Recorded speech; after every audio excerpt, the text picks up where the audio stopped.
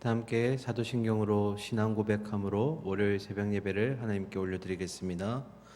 전능하사 천지를 만드신 하나님 아버지를 내가 믿사오며 그 외아들 우리 주 예수 그리스도를 믿사오니 이는 성령으로 잉태하사 동정녀 마리에게 나시고 본디오 빌라도에게 고난을 받으사 십자가에 못 박혀 죽으시고 장사한 지 사흘 만에 죽은 자 가운데서 다시 살아나시며 하늘에 오르사 전능하신 하나님 우편에 앉아 계시다가 저리로서 산 자와 죽은 자를 심판하러 오시리라.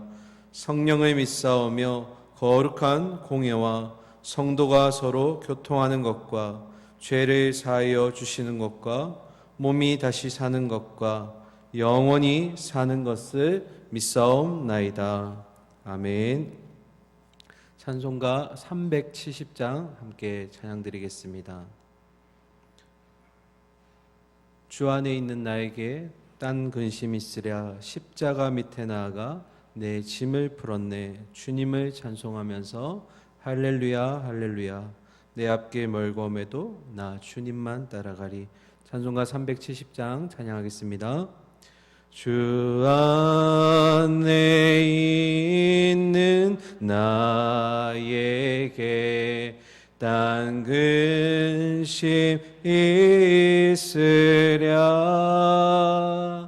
십자가 밑에 나가 내 짐을 풀었네. 주님을 찬송하면서 할렐루야 할렐루야 내 앞길 멀고 해도 나 주님만 따라가리.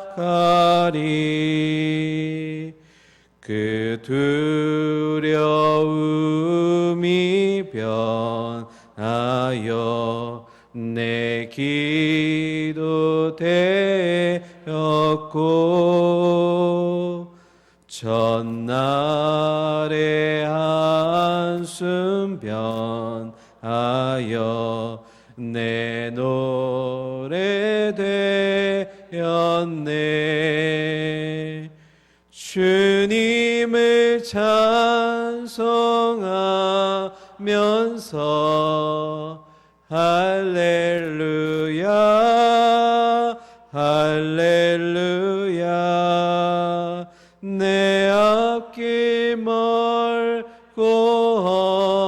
험해도 나 주님만 따라가리. 내 주는 자비하셔서 늘 함께 계시고 내 궁핍함을 아시고 늘 채워주시네.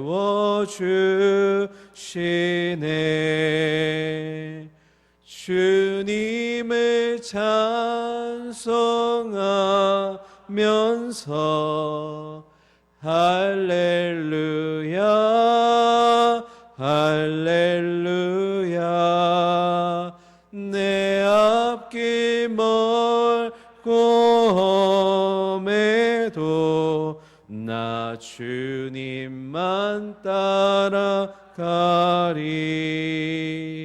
내 주와 맺은 언약을 영불변하시니 그 나라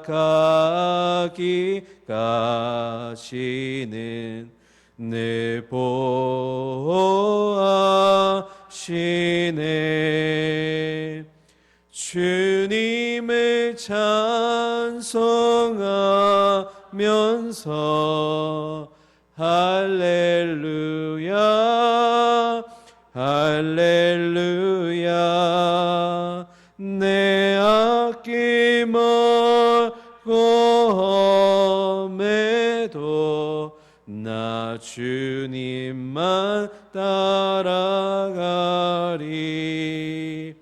할렐루야. 우리의 남은 인생도 주님과 동행하며 기쁨 누리기를 소망합니다. 오늘 이 아침에 주신 하나님 말씀 함께 받도록 하겠습니다. 신약 성경 베드로전서 2장 1절부터 3절까지 말씀입니다.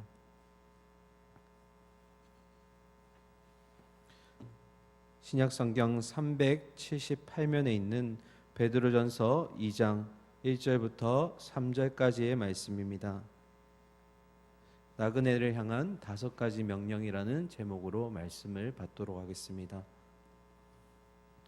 베드로전서 2장 1절부터 3절까지 말씀 우리 한 목소리로 함께 읽겠습니다. 1절입니다.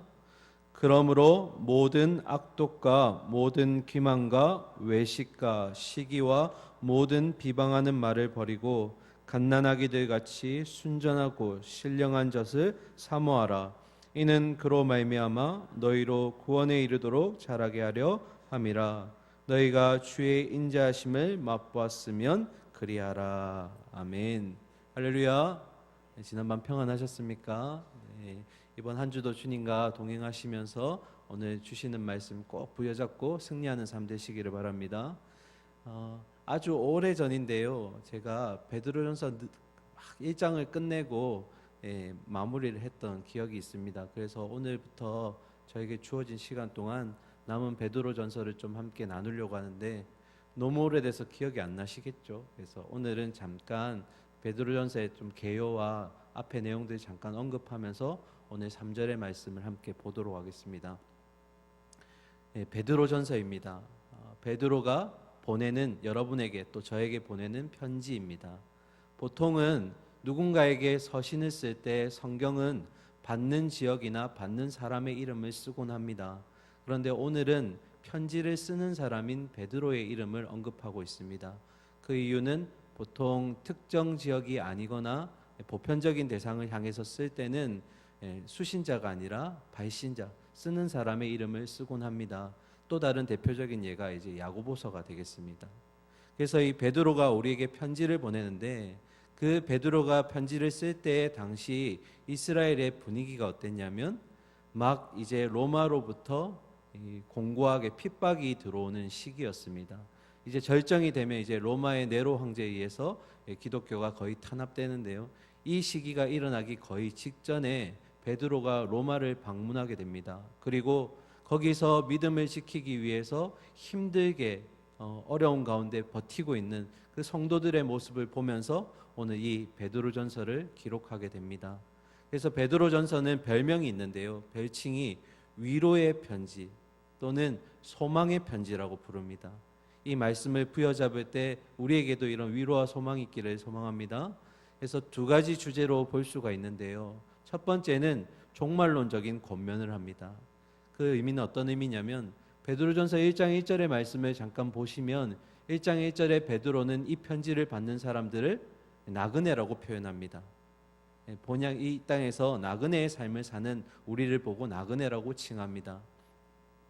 나그네는 어떤 의미냐면 본향이 있는 자들입니다. 돌아갈 곳이 있는 자들인데 그 본향을 향해 나아가기 전에 우리 이 땅에서 임시로 살아가고 있는 우리 나그네라고 표현합니다. 그래서 하나님은 태초 전부터 우리를 창조하시고 우리를 계획하시는 가운데 우리를 본향으로 하나님께서 오기를 원하시는 그런 마음이 있었습니다. 그래서 우리가 이 임시 거처인 이 땅에서 고난받는 삶 가운데 고난을 견딜 수 있는 이유는 바로 우리에게 본향이 있기 때문입니다. 믿으시지요? 그 본향에서는 눈물도 없고 아픔도 없고 베드로가 말하듯이 영원히 썩지 않을 기업을 하나님께서 우리에게 예비하신 줄 믿습니다.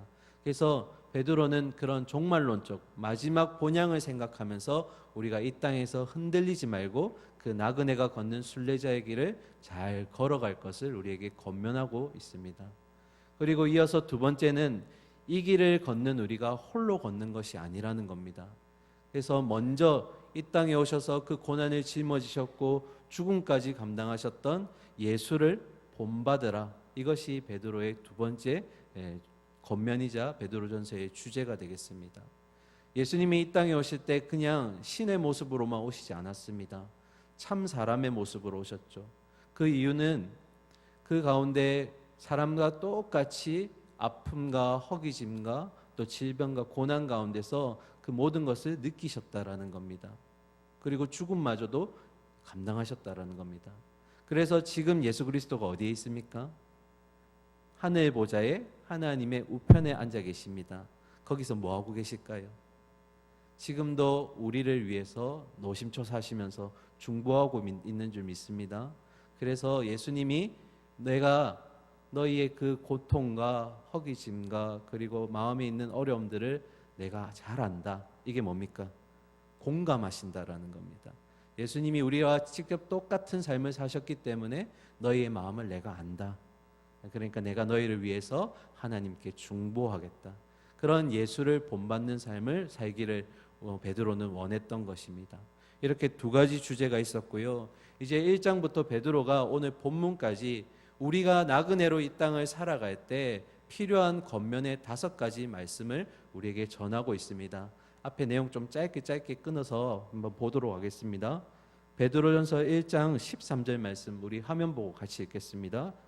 그러므로 너희 마음의 허리를 동이고 근신하여 예수 그리스도께서 나타나실 때에 너희에게 가져다 주실 은혜를 온전히 바랄지어다. 아멘.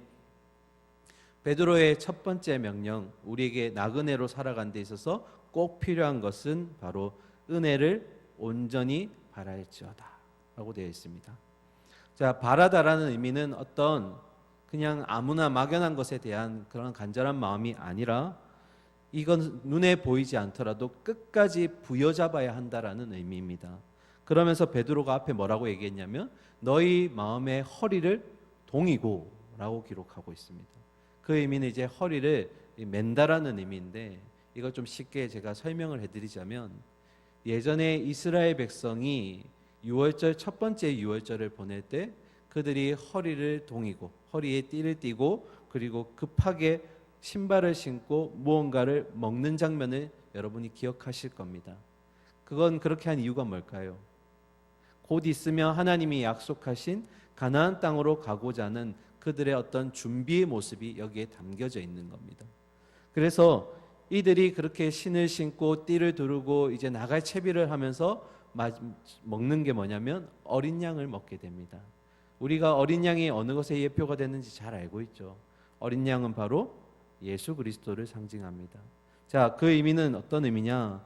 이 허리에 마음의 허리를 동인다라는 것은 띠를 띈다라는 의미인데 그 의미는 예수 그리스도가 십자가에서의 대속적인 죽음을 통해 만들어 놓으신 그 구원의 길에 이제 마치 출애굽을 하는 이스라엘 백성처럼 우리가 그 순례길을 출발한다라는 의미가 담겨져 있습니다. 그래서 이 하나뿐인 아들을 내어주신 하나님께서 이 길을 준비해 두셨기 때문에 이 길에 여러분이 걸어가기만 하면 하나님은 중도에 포기하시거나 그리고 우리를 놓지 않으신다라는 겁니다. 자, 다시 말하면 우리가 믿음의 순례길을 이제 걸어가고 있는 중인데 이 길은 하나님이 하나뿐인 아들을 내어주실 만큼 미리 준비하셨고 우리를 향한 사랑이 담겨져 있습니다. 그렇다면 하나님 포기하실까요? 포기하지 않으실까요? 절대로 포기하지 않으신다는 겁니다. 그러니까 너희는 허리에 띠를 띠고 이 길을 열심히 걸어서 오기만 하면 된다. 그 의미가 바로 이 의미입니다. 자, 그래서 우리의 모든 시선을 마지막 본향을 향해 탁 시선을 고정하고 허리에 띠를 띠고 달려와라. 이런 의미가 지금 첫 번째 명령입니다. 그리고 두 번째 명령은 1장 15절에 기록되어 있습니다. 우리 함께 화면 보고 같이 읽도록 하겠습니다. 1장 15절 한번 띄워주실까요? 네. 같이 읽겠습니다. 오직 너희를 부르신 거룩한 이처럼 너희도 모든 행실에 거룩한 자가 되라. 아멘. 두 번째 명령은 모든 행실에 거룩한 자가 되어라는 겁니다. 예전에 담임 목사님도 한번 설명해 주셨는데요. 거룩이라는 의미는 또 다른 말로 하면 구별된다라는 의미가 있습니다. 그러면 구별된다라는 의미가 어떻게 해석이 돼야 될까? 하나님이 레위기 11장 45절에서 이렇게 말씀하셨습니다. 내가 거룩하니 너희도 어떻게 해요? 거룩하라. 자, 이 의미를 이제 그 구별함으로 넣어서 얘기한다면 하나님이 우리에게 무엇을 구별하여 주셨습니까? 십자가에서 하나뿐인 아들을 내어주시는 구별됨을 보여주셨습니다. 그래서 레위기 11장 45절의 말씀을 이렇게 구별됨의 의미를 넣어서 해석하게 되면, 자, 내가 거룩하니, 이 말은 하나님이 구별되어서 하나뿐인 아들을 그 십자가에 내어주셨으니 이제 너희도 너희의 마음을 구별해서 하나님께 올려드려라. 이 의미가 바로 내가 거룩하니 너희도 거룩하다라는 의미입니다. 그러니까 결국 하나님이 우리에게 원하시는 건 뭡니까? 내가 하나뿐 있는 아들을 구별해서 내어줄 만큼 너희를 향한 마음이 간절하니까 너희도 하나님 나를 향해서 그 마음을 온전하게 집중하고 하나님만 바라보라. 이 의미가 바로 또 구별됨의 의미이며 이 두 번째 명령, 거룩한 자가 되라는 의미입니다. 우리 여기 계신 모든 성도님들 마음을 다하고 뜻을 다하여서 하나님만 바라보시기를 바랍니다. 하나님은 그것을 원하십니다. 그러지 않을 때 하나님은 질투하신다라고 말씀하셨습니다. 온전히 하나님만 바라보시기 바랍니다. 세 번째 명령은 1장 17절입니다. 제가 한번 읽어드리겠습니다. 외모로 보시지 않고 각 사람의 행위대로 판단하시는 이를 너희가 아버지라 부른즉 너희가 나그네로 있을 때를 두려움으로 지내라. 아멘. 세 번째 베드로의 명령은 바로 이 땅에서 우리가 나그네로 살아갈 건데 그 나그네의 삶 가운데 두려움이 있어야 된다라는 겁니다. 그러면 이 두려움은 뭘까요? 그냥 단순히 우리가 말하는 그런 공포심은 아닐 겁니다. 이 두려움이라는 것은 우리 안에 죄된 본성이 있기 때문에 선이신 하나님을 바라보면 언제나 두려움과 떨림이 있습니다. 거룩한 자에 대한 어떤 두려움, 그것을 지금 여기서 얘기하는 겁니다. 이것을 우리는 다른 말로 경외라고 얘기합니다. 거룩한 자를 바라볼 때 이 떨리게 되는 우리의 마음들. 그러니까 나그네로 살아가는 우리가 누구를 경외하며 살아가라는 겁니까? 하나님을 바라보며 하나님을 향한 두려움을 가지고 살아가라는 겁니다. 우리는 이 땅에서 홀로 내가 결정하고 내가 선택하고 또 내 마음대로 살아가는 것 같지만 그렇지 않습니다. 이미 하나님이 우리의 길을 만들어 주셨고 우리는 삐뚤빼뚤하면서 걸어가는 것 같지만 그러나 보이지 않는 하나님의 손에 의해서 이끌려가는 줄 믿습니다. 그래서 하나님이 나를 향한 두려움을 가지고 늘 하나님을 생각하면서 하나님 앞에 정직한 삶으로 살아가라고 지금 우리에게 권면하고 있는 것입니다. 나그네로 두려움을 가지고 살아가라. 세 번째 명령이고요. 네 번째 명령은 22절에 있습니다. 너희가 진리를 순종함으로 너희 영혼을 깨끗하게 하여 거짓이 없이 형제를 사랑하기에 이르렀으니 마음으로 뜨겁게 서로 사랑하라. 네 번째 베드로의 명령은 마음으로 뜨겁게 사랑하라. 여기에 뜨겁게 사랑하라는 의미는 우리의 어떤 노력이나 의지로 하라는 것이 아닙니다. 여기에 말하는 그 의미는 하나님을 향해 온전히 순종하셨던 예수 그리스도의 그 사랑을 우리가 말씀을 통해서 깨닫고 예수님이 우리를 향해서 또한 얼마나 많이 사랑하시는지를 경험하게 될 때 우리가 의지적으로 하지 않아도 우리가 그 예수 그리스도의 감동을 받아가지고 다른 사람에게 그 사랑을 행할 수 있게 된다라는 겁니다. 다시 말하면 우리의 영혼이 하나님을 바라보고 온전히 그 예수 그리스도의 날 위한 사랑을 경험했을 때 우리는 다른 사람을 그렇게 사랑할 수 있다. 그러니 누구를 사랑하라는 겁니까? 먼저는 수직적인 사랑, 예수 그리스도의 사랑을 깨닫고 그리고 두 번째 그 수직적인 사랑을 가지고 수평적인 사랑을 행할 것을 요구하는 것입니다. 그냥 단순히 우리의 감정이나 의지로 해서는 안 됩니다. 그렇게 하면 우리는 그 사랑이 일시적이고 그리고 또 하다가 멈추게 되고 또 식어버릴 때가 많습니다. 예수 그리스도의 사랑으로 우리 주변의 지체들을 사랑하시기 바랍니다. 이게 네 번째 명령이고 이제 마지막 오늘 본문인 다섯 번째 명령 보실 텐데요. 1절 한번 보실까요? 오늘 본문 1절. 그러므로 모든 악독과 모든 기만과 외식과 시기와 모든 비방하는 말을 먼저 버리라라고 되어 있습니다. 다섯 가지 명령인데요. 악독, 기만, 외식, 시기, 비방하는 말. 시기와 비방하는 말은 잘 아실 거고요. 악독은 어떤 말이냐면 남을 해하려는 마음, 그리고 남을 해하려는 행동을 악독이라고 얘기합니다. 그리고 기만이라는 것은 예전에 개역 한글로 괴휼이라고 표현했었는데요. 이 의미는 뭐냐면 의도적으로 남을 속이는 것, 남에게 거짓말하는 것을 얘기합니다. 그리고 외식이라는 것은 뭐뭐 인체하다, 거룩한 척하고 성결한 척하고, 그러니까 속에 있는 것과 겉에 있는 것이 다른 것을 의미합니다. 자, 이런 5가지를 버리면서 베드로는 마지막 5번째 명령을 이렇게 주었습니다. 2절에 보시면 갓난 아기들 같이 순전하고 신령한 젖을 사모하라. 이는 그로 말미암아 너희로 구원에 이르도록 자라게 하려 함이라. 바로 5번째 명령은 순전하고 신령한 젖을 사모하라는 겁니다. 젖은 누가 사모하는 거죠? 갓난 아기들이 사모하죠. 여기서 2절에 나오는 갓난아기들은 그냥 연약한 존재를 얘기하는 것이 아닙니다. 갓난아기들은 본능적으로 무엇을 먹기를 원합니까? 젖을 먹기를 원합니다. 자, 이 의미는 어떤 의미냐면 결국 우리가 최종적인 구원에 있어서 꼭 필요한 양분이 바로 이 아이에게 있어서 젖과 같은 말씀이죠. 그러니까 우리가 말씀을 그렇게 아기가 본능적으로 젖을 사모하듯이 말씀을 사모하라는 겁니다.